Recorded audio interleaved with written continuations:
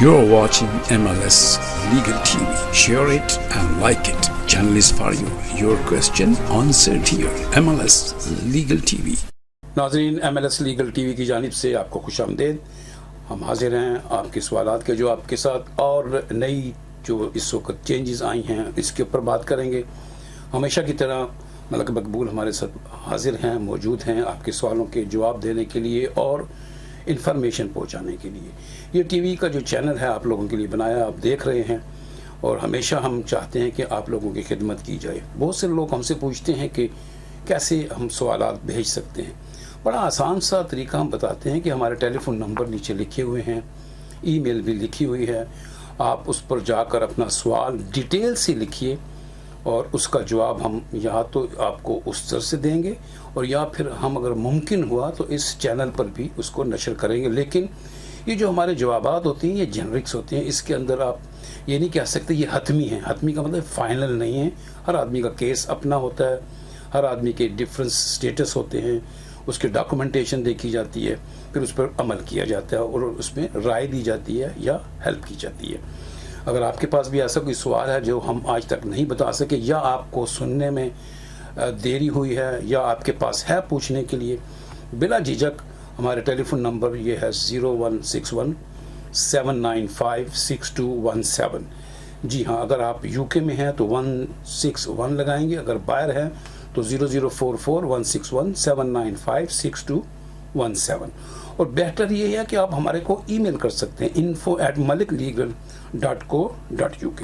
चलते हैं हम अपने मेहमान की जानिब। शुक्रिया भी अदा करेंगे आपकी जानिब से और इनसे सवाल भी करेंगे। मलिक साहब, बहुत बहुत शुक्रिया आपका वक्त देने का। आज के हवाले से हम यही बात करेंगे कि जो आप हमें जवाब देते हैं, जो हमें इंफॉर्मेशन देते हैं, हमारे व्यूवर्स से काफ़ी मुतमईन भी हैं और लाइक भी करते हैं और कमेंट्स भी करते हैं। आज के हवाले से हम सबसे पहले आपसे सवाल यही पूछने वाले हैं कि ये जो मजिस्ट्रेट कोर्ट है इसमें अगर किसी शख्स को कन्विक्शन हो जाए तो क्या उस पर अपील है? बहुत अच्छा सवाल किया। सबसे पहले तो नाजरीन और हाजरीन को मेरा सलाम, गुड आफ्टरनून और गुड इवनिंग। मैजिस्ट्रेट कोर्ट में दो तरह, एक तो आइदर वे ऑफेंस होता है, एक जनरल ऑफेंस होता है जो जिसे कम कहते हैं हम। अगर इंडाइटेबल ऑफेंस हो तो वो सीधा क्राउन कोर्ट में जाता है। अच्छा, लेकिन अगर आपने मैजिस्ट्रेट कोर्ट का में ही आपका फैसला है तो आपने, अगर उन्होंने आपको कन्विक्ट कर दिया है, राइट, अगर तो आपने गिल्टी प्ली किया है तो आप सेंटेंस पे अपील कर सकते हैं। अच्छा, अगर आपने नॉट गिल्टी किया तो आप कन्विक्शन पे भी कर सकते हैं कि मेरी गलत कन्विक्शन हुई है। ठीक। अगर आपके हिसाब से कि आपके पास कोई ऐसे एविडेंस हैं या आपके जो वकील या बैरिस्टर उस वक्त आपको कहते हैं कि ये अपील में थोड़ा सा दम है तो ज़रूर अपील करना चाहिए। लेकिन अपील के कुछ असूल हैं। सबसे पहले तो ये है कि 21 दिन के अंदर अंदर वो अपील होनी चाहिए। अच्छा, एक तो आपको मैजिस्ट्रेट कोर्ट से राइट लेनी चाहिए। अगर उससे बियॉन्ड भी हो जाए तो आप क्राउन कोर्ट में जाके अपील कर सकते हैं कि टाइम एक्सटेंड करने के भी लिए भी, क्योंकि वो जो अपील है वो क्राउन कोर्ट में ही आपकी अपील शुरू की जाएगी। अच्छा, 21 दिन के बाद भी चांसेस हैं उसको एक्सटेंड करने के? 21 दिन के बाद है चांसेस। अच्छा। लेकिन एक्सेप्शनल सर्कमस्टांसेस दिखाने पड़ेंगे, देखने पड़ेंगे। ठीक है, राइट। मेरा मतलब अगर वो भी अगर क्राउन कोर्ट मान जाए तो।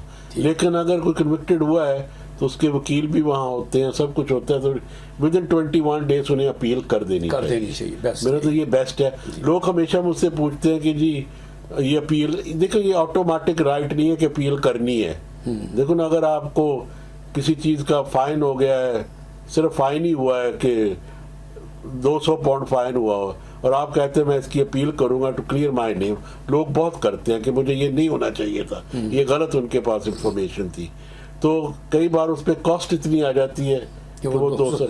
लेकिन बात यह है कि आपका नाम भी क्लियर रहना चाहिए। सबसे ज्यादा कॉस्ट ना उस वक्त देखें, उस वक्त ये देखें कि मेरा नाम क्लियर रहना चाहिए, कोई क्रिमिनल कन्विक्शन ही होनी चाहिए मेरे नाम पे। ये सबसे जो अहम बात है, ये जरूर सोचनी चाहिए कि अगर आपके हिसाब से, क्योंकि अक्सर लोग जो भी कन्विक्ट होता है पहले तो ये कहते हैं इनोसेंट है, लेकिन आपको खुद पता होता है कि आर यू गिल्टी और नॉट गिल्टी। अगर तो आपको लगता है आपका कॉन्शियस कहता है कि ये गलत हुआ है आपके साथ, तो उसकी अपील जरूर करनी चाहिए आपको। अगर क्राउन कोर्ट में आपकी कन्विक्शन हो जाती है तो आपके पास 28 दिन होते हैं उसकी अपील के लिए। अच्छा, ये भी याद रखें। लेकिन क्राउन कोर्ट की अपील कई बार ऐसे भी होता है कि नहीं वो राइट्स देते आपको अपील की, तो you can go to another state जो अपील कमीशन बना हुआ है, उनके पास जाकर अपना दे। So there lot of procedures to be done. लेकिन एक बात याद रखें कि अगर तो आपको लगता है कि कुछ गलत हुआ है, ये आपके बैरिस्टर और सॉलिसिटर ज़रूर बताएंगे आपको कि उनके हिसाब से कि कोई एविडेंस नहीं आया उनके पास जो आपके पास था, या लेट हुआ है, या किसी आपको पता चला है बाद में कि ये जो नाम ही गलत था जो आदमी ने दे दिया किसी ने, और आप कन्विक्ट हो गए हैं, आईडी फ्रॉड हुआ है, ये ऐसी चीज़ें बहुत होती हैं। एक बात अभी हमने एक अपील की थी कि वो कहते थे कि दे वर ड्रिंक एंड ड्राइविंग, राइट, लेकिन मेरा मतलब उनके पास कोई सबूत नहीं था। अच्छा। उन्होंने कन्विक्ट कर दिया, लेकिन हमने उसकी अपील की है और बाद में उन्होंने यही हमने पूछा है कि इनके पास कोई सबूत नहीं था। उन्हें रिफ्यूज किया था कि अपने वो नीड नहीं लगाएंगे अपने नीडल्स, राइट, लेकिन हमने ये प्रूव किया कि इन्होंने ये नहीं पूछा था कि वो उनको नीडल लगाने की वो कहते हैं कि जरूरत थी, नहीं, उनके मेरा तो वो डरते थे कि मेरे नीडल ना लगे। अच्छा, वो जो शख्स था, हाँ, उन्हें मेरा मतलब फोबिया था जो कह लें कि मेरा तो उन्होंने तो वो भी टीके नहीं लगवाए, वो कोविड के टीके भी नहीं लगाए थे, इसलिए। सो ऐसी चीजें हैं कि जो अपील के मेरा मतलब आपको पता होता है कि ये अपील होनी चाहिए। लेकिन अगर आपको कन्विक्शन हुई, आपने कुछ गलत किया है, कन्विक्शन हो गई है आपकी, और आपको लगता है कि एक्सेस आपको दिया गया है, जैसे सजा मेरा मतलब कह लें कि 6 महीने की होनी चाहिए थी, आपको साल की हो गई है, तो you can appeal against that as well, right. ये अपीलें जरूर करनी चाहिए। लेकिन ये याद रखिए कि ऐसे कोई भी कॉम्प्लिकेशन जो केसेस होते हैं वो किसी अच्छे सोलिसिटर से ज़रूर रब्ता कीजिए, और उसके बाद जो भी हो वो कदम उठाइए। बहुत से लोग ऐसे होते हैं मलिक साहब कि वो समझते हैं कि हम खुद ही अपील कर लेंगे, हम खुद ही चले जाएंगे। देखिए, ये क्रिमिनल कन्विक्शन तो कैसी चीज़ है। देखिए, पहली तो बात ये है कि मैं बताता जाऊँ सबको कि लोग हमेशा जो है ना, क्रिमिनल में ज्यादा लोग लीगल एड पे जाते हैं, और लीगल एड के वकील तो वो साफ कह देते हैं एंड ऑफ द डे पे कि no there is no chance, तो वो बात वही खत्म हो जाती है, क्योंकि लीगल एड नहीं मिलती उन्हें। और जो लोग कई कहते हैं कि नहीं हमें पता है कि इसमें कोई गलती हुई है, और वो प्राइवेट करते हैं, दे आर मोस्ट वेलकम। फिर समझिए ना, वो एक्सपेंस बियर करने पड़ेंगे डेफिनेटली। लेकिन ये याद रखें कि एवरीथिंग इजंट कॉन्क्रीट, फैसला ज्यादा भी हो सकता है, क्योंकि कई कन्विक्शनें ऐसी हुई हैं कि उन्हें 3 साल सजा हुई है, उन्होंने अपील कर दी है, अपील लग गई, कोर्ट ऑफ अपील पे भी लग गई है अपील, और उन्हें 6 साल हो गई, डबल हो गई। वो किस लिए कि अपील क्यों? देखो, मेरा तो ये तो जजों की है, वो कहते हैं कि इतनी हो जानी चाहिए उसे। अच्छा, क्योंकि मैक्सिमम अगर आप कह रहे हैं हर चीज की अपील में केस में एक्सटेंड भी हो सकती है। अच्छा, ये याद है। तो ये जो वकील होते हैं इन चीजों को पढ़ने के बाद अपील में जाना चाहते हैं, या अपील बहुत कम करते हैं लोग।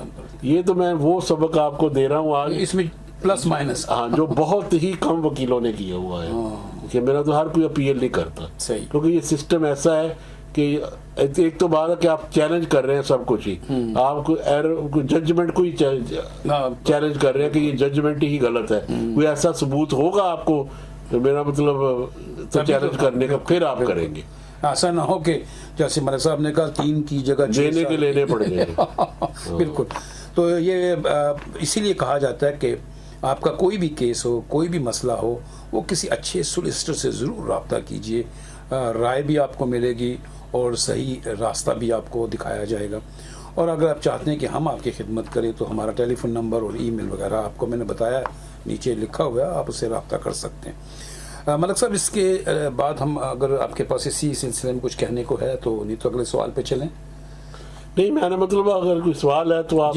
अच्छा, दूसरा ये है कि इस वक्त जो एक रूमर है ये या हकीकत है पता नहीं, ये तो आप भी बता सकते हैं कि सुनने में ये आ रहा है कि जी 29,000 लोगों को जो स्किल वर्कर थे उनको डिपोर्ट किया जाएगा, बल्कि उनके वीज़े वैलिड हैं। ये कहाँ तक सच है? देखिए, मैंने लास्ट अपने प्रोग्राम में कहा था ही जी कि केयर वर्कर वीज़े ख़त्म हो रहे हैं। जी, आपको बिल्कुल याद हो, बिल्कुल कहा था। उनमें से 29,000 लोग ऐसे हैं जो वीज़ों पे आए हुए हैं और उनके पास काम नहीं है यहाँ, राइट। उनके लिए थोड़ा सा, केयर वर्करों के लिए तो उन्होंने अनाउंस किया है कि अगर उन्हें जॉब मिलती है कहीं और, ठीक, केयर वर्कर ही अगर उनके पास लाइसेंस है ना किसी और के, जी, जी। वो उनको जॉब दे दे अच्छा, पहले, ठीक। क्योंकि बाहर से बंद कर दिया, लेकिन उनके पास भी लाइसेंस होना चाहिए। लाइसेंस होना चाहिए, ठीक। तो वो उनको जॉब दे सकते हैं। ठीक। ये एक इन्होंने ऐसी स्कीम बनाई है कि लोग जो यहाँ आ चुके हैं, जैसे भी आए हुए हैं, तो वो किसी तरह यहाँ एडजस्ट हो जाए, राइट। क्योंकि लोग बहुत ही इंट्रैपमेंट हुए यहाँ आके, लोगों ने पैसा बड़ा खर्च किया अपने, मेरा मतलब घर बेच के आए, कुछ भी करके आए हैं, वहाँ कहते हैं ना कश्तियाँ डुबो के यहाँ आए हैं, तो then they wanted to do something here, right. And now when they come here, either their employer has gone into liquidation, or other things like they got their license cancelled. There's a lot of license has been cancelled. अच्छा, अगर ये है ना, तो अगर आप care worker में हैं तो इतनी की जॉब है यहाँ कि और केयर वर्कर की जरूर आपको ढूंढ लेनी चाहिए, कहीं ना कहीं आपको केयर वर्कर का वीज़ा ट्रांसफ़र हो जाएगा। क्योंकि अब ये कानून बन गया यहाँ कि जो भी यहाँ लोग आ चुके हैं पहले उनको दें, बाहर से मत मंगाओ, बाहर से मत मंगाओ। जो लोग यहाँ ऑलरेडी सफ़र कर रहे हैं या कंपनियां बंद हो गई हैं, वो उन जगह पे जा सकते हैं जिनके पास ऑलरेडी लाइसेंस हो, या वो नया लाइसेंस लेकर, लेकिन लाइसेंस इशू हो रहे हैं अभी तक से, ये बताइए। अभी तो हो रहे हैं, ये तो नहीं कि कुछ मतलब कि अगर कोई नया कंपनी वाला लाइसेंस इशू करवाना चाहिए तो वो लेके नए आदमी को लेगा, वो यहीं से लेगा, हाँ, कर सकता है। तो सिर्फ केयर वर्करों के, केयर वर्कर्स के लिए। अच्छा, केयर वर्कर का फ्यूचर क्या होगा, इसके बारे में बताइए। केयर वर्कर, देखिए, जब तक हम खुद यहाँ ट्रेनिंग ना देंगे तो केयर वर्कर तो रहेंगे यहाँ, और लोगों को केयर वर्कर चाहिए, राइट। लेकिन मेरा मतलब अगर हम यहाँ ट्रेन करेंगे और उनकी सैलरीज भी बढ़ाएंगे तो फिर जरूर लोकल भी जरूर काम करेंगे। So we won't need people from abroad. लेकिन बात ये है कि जितना टेक्निकल हो रहा है ना, टेक वर्कर, ये तो कह रहे हैं कि इन्होंने बहुत से स्कीम्स है जो ये खत्म की है स्किल्ड वर्कर की, और लेवल भी ऊपर कर दिया है। अब लेवल ये कहते हैं कि लेवल 6 में हम देंगे, जो B2 है, वो जो इंग्लिश टेस्ट है B2। इसका मतलब है कि लेवल और डिग्री चाहिए इनको। अच्छा, ये तो एक स्कीम इन्होंने बना दी है। लेकिन टेक वर्कर जो है ना, वो आते रहेंगे और यहाँ चाहते रहेंगे, और इसकी इकोनॉमी को हमेशा ही चाहिए वो, और दे नीड देम, और फ्यूचर में भी वो चाहिए लोगों को। जब तक हम खुद अपना इतना टेक ना पैदा कर ले यहाँ, या ट्रेनिंग दें, या उन लोगों को ऐसा, मेरा मतलब अप्रेंटिसशिप दें, फिर कुछ होगा यहाँ। अगर हम ऐसी बातें करते रहें और ऑलवेज कॉन्सेंट्रेटिंग ऑन इमिग्रेशन और उसकी हकीकत में नहीं जाएंगे, तो ये स्कीमें ऐसे ही आती रहेंगी, जाती रहेंगी, फेल होती रहेंगी, पास होती मेरा कोई नई गवर्नमेंट आएगी, वो कहते हैं हम ये कर देंगे, वो कर देंगे, when they face the consequences वो कहते नहीं जी कुछ नहीं कर सकता। ये मैं बात कहता हूँ वोटों की, राइट। इतने वोट्स में लोग आ रहे हैं कि पहले से भी रिकॉर्ड टूट रहे हैं। ये तो कहते हैं हमने बॉर्डर सख्त कर दी। बॉर्डर तो बहुत सख्त कर लिए, लेकिन अगर देखा जाए तो लोग ज्यादा आ रहे हैं। और पहले ये था कि उनको ये होटलों में रखते थे, और इन्होंने अब पॉलिसी नई बना दिया कि जब हम गवर्नमेंट फिनिश करेंगे ना ये गवर्नमेंट की टर्म्स, तो उस वक्त तक हम होटलों से सबको निकाल देंगे। अच्छा। और होटलों से निकाल के प्राइवेट अकोमोडेशनों में देंगे लोगों को, यही कर सकेंगे। अकोमोडेशन है किधर? हाँ, लेकिन जितने भी लोग आते हैं, पहली तो बात यह है, हाउसिंग स्कीम तो ऑलरेडी बहुत कम है यहाँ, so they should always take care of this. लेकिन जब पॉलिसी बनानी है, why don't they go to France and make some policies with them, कैसे उन्हें स्टॉप किया जाए, rather than making it कि वो तो ब्लाइंड आई टर्न करते हैं, जाना जाओ, राइट। और दूसरी बात है, अभी आपने रिसेंटली देखा वहाँ कि लोग, वो पुलिस भी कुछ नहीं कहती उनको, राइट। वो हम तो कहते हैं वो ट्रैफिकिंग कर रहे हैं, ये कर रहे हैं, पुलिस कहती है जब कोई बच्चा या लोग बैठ जाए हमको उनको वापस नहीं देते। So there must be a scheme to stop people right putting their lives in danger.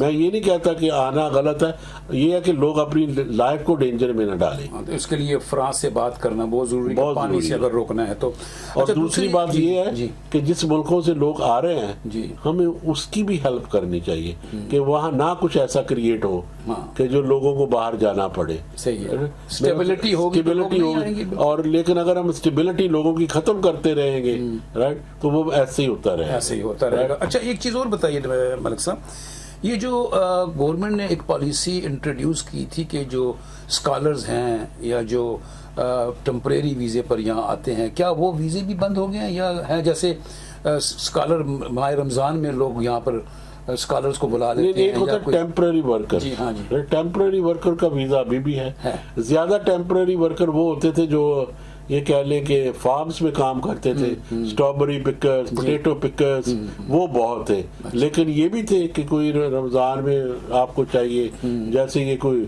Artist भी आते थे टीयर 5 में, ये भी चाहिए, वो कोई स्टॉप नहीं किया, वो स्टॉप नहीं किया। क्योंकि ये एक सवाल था कि एक ऑर्गेनाइजेशन है जो यहाँ पे कल्चर और सकाफत को प्रमोट करने के लिए, लेकिन उनको लाइसेंस चाहिए, उनको लाइसेंस चाहिए।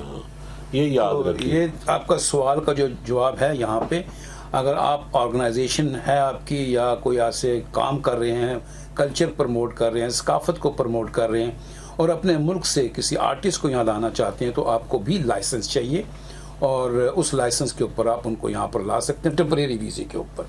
तो ये वीज़े अभी बंद नहीं हुए। अच्छा, इसके अलावा जो आपने बताया था इंग्लिश टेस्ट अभी वो 2 हो गया है और केयर वर्कर जो है वो अगर हम यहाँ सिखाएंगे तो बेहतर हो सकता है और बाहर से लोग आना कम हो जाएंगे। दूसरी बात वो 10 ईयर का रूट जो आ रहा है जी वो अभी इम्प्लीमेंट तो नहीं हुआ। अच्छा। लेकिन मैं ये बता दूं, लोग बहुत कहते हैं जी जो आ गए हैं, देखिए जो आ गए उनको कोई वरी नहीं है। अगर आपका रूट 5 ईयर का तो आपको 5 ईयर के बाद मिल जाएगा। सही है। जब ये इम्प्लीमेंट हुई, फिर मैं कहूँगा जब 10 ईयर्स का इम्प्लीमेंट हुआ तब जो लोग उसके बाद आएंगे उनको 10 ईयर के बाद ही इंडेफिनिटली मिले। बहुत अच्छी बात बताई मलिक साहब ने कि जो लोग यहाँ ऑलरेडी मौजूद हैं और वो 5 ईयर्स के उस सर्कल में हैं तो उनको 5 ईयर्स के बाद ही मिलेगा और अगर लॉ चेंज भी हो गया तो वो उस वक्त इम्प्लीमेंट होगा उन लोगों पर जो उस कानून बनने के या लॉ बनने के बाद आएंगे। ये ऐसे नहीं है। अच्छा, ये कहते हैं ना कि ये कानून कैसे बनता है, लोग अक्सर पूछते हैं, ईमेल भी आए मुझे कि ये कानून कैसे बनता है, गवर्नमेंट क्यों नहीं कहती। देखो अक्सर ये जो रूल्स होते हैं ना, इसे हम स्टेटमेंट कहते हैं, वो स्टेटमेंट वहाँ पड़ी रहती है 40 दिन में, कोई बहस नहीं करता। मेरा बहुत कम लोग हैं जो बहस करेंगे। अगर हाउस ऑफ लॉर्ड और वहाँ पड़ी रही और 40 दिन में ऑटोमेटिक वो रूल बन जाता है। अच्छा, ये याद रखें। हाँ, अगर वो 40 दिन नहीं वहाँ पड़ी रही राइट और फिर आप कह सकते हैं कि इन्होंने गलती की है। अच्छा, लॉ और रूल्स में जो फर्क है ये है। अच्छा, वो रूल जो लॉ है वो डिबेटेबल है, रूल्स जो है ना वो स्टेटमेंट है उनकी। अच्छा, रूल्स वो बनाते रहते हैं लेकिन फिर भी उन्हें पार्लियामेंट में रखनी पड़ती है। ठीक राइट। और दूसरी बात रह गई कि आपने अभी ये 10 ईयर का रूट किया था ना, लेकिन लोग कहते हैं कि जी फिर वो अपने जो हम पहले आए थे तो हमारी नेशनैलिटी क्यों नहीं दे रहे ये जो अगर इलीगल आए हैं हम। ये याद रखना, nationality is an invitation to treat, it's not by right कि इनकी मर्जी है ये दें या ना दें। वो ये याद रखना। लोग समझते हैं कि मेरे 5 साल हो गए ये नॉट ऑटोमेटिक राइट नहीं है। अच्छा, राइट। इसका सबसे बड़ा केस वही है वहाँ का, वो हार्ड्स का मालिक का बिल्कुल ये केस पढ़ लेंगे तो आपको समझ आ जाएगा। तो नेशनैलिटी नहीं दी थी। तो नेशनैलिटी का रूल्स जो है ना लॉ वो डिफरेंट है और ये 10 ईयर के रूल जरा डिफरेंट है। ये मैं डिस्टिंग्विश कर दूं लोगों को। वेरी गुड, बहुत अच्छी बात बताई। आप देख रहे हैं MLS लीगल टीवी और हम थोड़ी सी ब्रेक के बाद आएंगे, वापस आपसे गुफ्तगू करेंगे और बात करेंगे कि जो ग्रूमिंग के केसेस हैं इसके ऊपर मलिक साहब का क्या तज्जिया है और वो इसको किस नज़र से देखते हैं और ये क्या हो रहा है। कहीं नहीं जाइएगा, मिलते हैं इस छोटी सी ब्रेक के बाद। Malik Legal Solicitors. When your rights are at stake, you need experienced lawyers. Our experienced team of professionals can assist you in all matters, including immigration, civil litigation, criminal law, commercial law, family law, hearing loss, personal injury, RTA, entrepreneur, JR applications. Call us 0161 7956 0161 7956217. Malik Legal Solicitor. नाज़रीन, welcome back. जाने से पहले आपसे बात हो रही थी magistrate court और लाइसेंस के बाद जो लोगों को तकलीफ़ हुई, वो जो वर्कर्स हैं वो कैसे एडजस्ट हो सकते हैं। इंग्लिश के बारे में बात की कि वो अभी जो है वो B2 करना पड़ेगा, और केयर वर्कर का फ्यूचर क्या है, इसके बारे में बात हुई। जो इमिग्रेशन का बढ़ता हुआ तूफ़ान जो रोकना चाहते थे वो कम नहीं हुआ, उस पर क्या होना चाहिए, मलिक साहब ने बताया। अब हम इनसे पूछेंगे कि मलिक साहब ये बताइए कि जो विजिटर वीज़े हैं इसकी क्या सिचुएशन है, क्या उसके लिए अभी भी फॉर्म वगैरह भरने पड़ते हैं? ये भी कोई फॉर्म तो ऑनलाइन है ये। अच्छा। और ऑनलाइन इश्यू होगा आपके, वो ये डिजिटल कर दिया उन्होंने। अच्छा। ये याद रखे, पहले आपका वो लगता था ना, स्टाम्प लगती थी आपके पासपोर्ट में, वीज़ा हो गया, अब ये सारा डिजिटल हो गया है। अच्छा। तो आपको वो डिजिटल नंबर दे देंगे तो आप ट्रैवल कर लें। तो वो हर मुल्क के लिए है या कोई? हर मुल्क के लिए है, बल्कि उनमें मुल्क ऐड भी कर दिए उन्होंने। अच्छा। ट्रिनिडाद और टोबैगो जो है ना, उनको भी कह दिया कि आपको भी वीज़ा लेना पड़ेगा।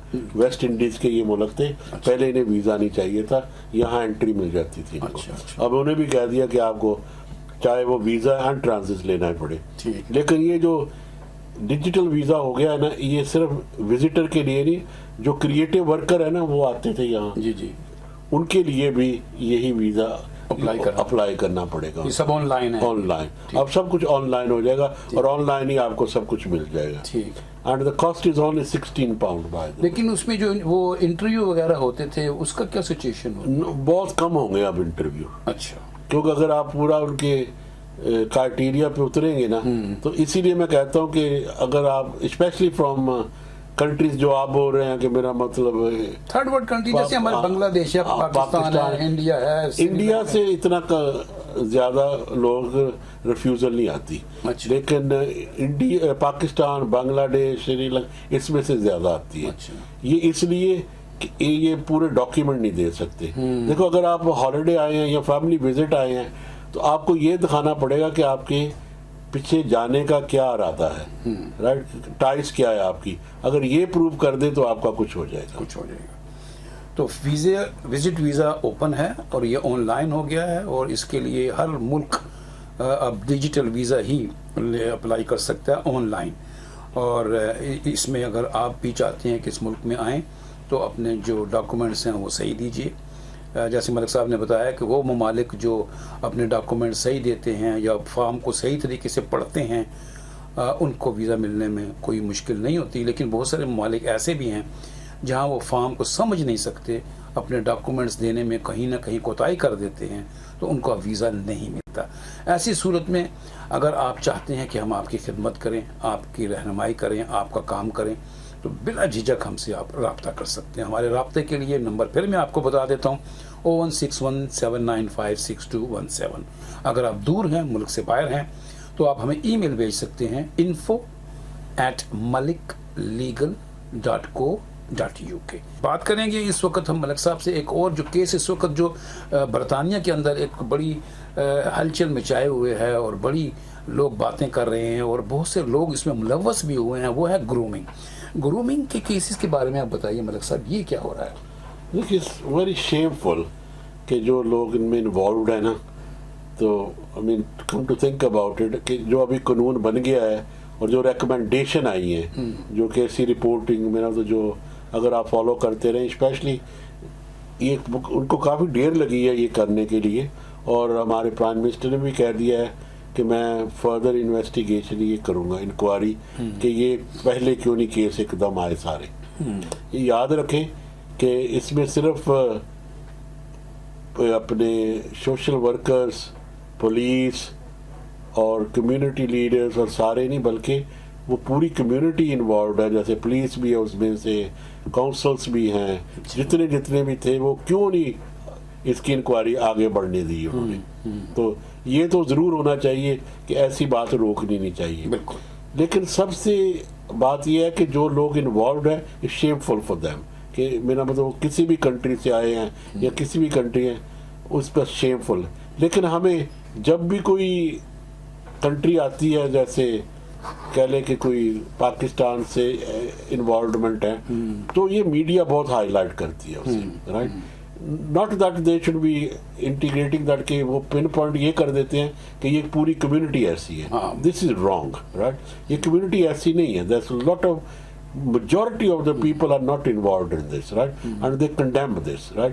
कोई भी ऐसा शख्स मैं नहीं जानता जो इन लोगों को कहेगा कि इन्होंने अच्छा काम किया, क्योंकि people do have their own children, right? Their future is here, so how can they not condone these people? I mean, it's shameful for them to do such a thing. I mean, and the sentence, I mean, nobody is saying that it's a light sentence to do them. There should be, I think, extreme sentence to them, whoever has been involved. Lekin to pinpoint a whole community is wrong. One person. And I think the media should take control of that.